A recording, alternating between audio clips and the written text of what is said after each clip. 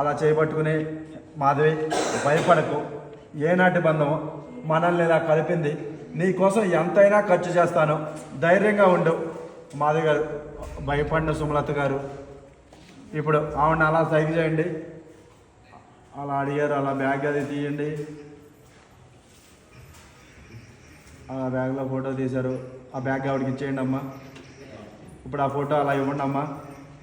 ఈ ఫోటోలో ఉన్నది బంగారు రాజు, నిజంగా కూడా బంగారం లాంటోడే.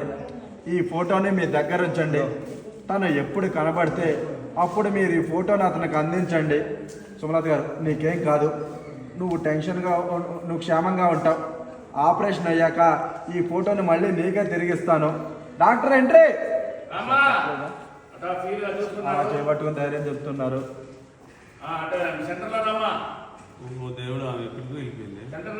రామ్మా రా రా రా, పేపర్ డబ్బులు పే చేసి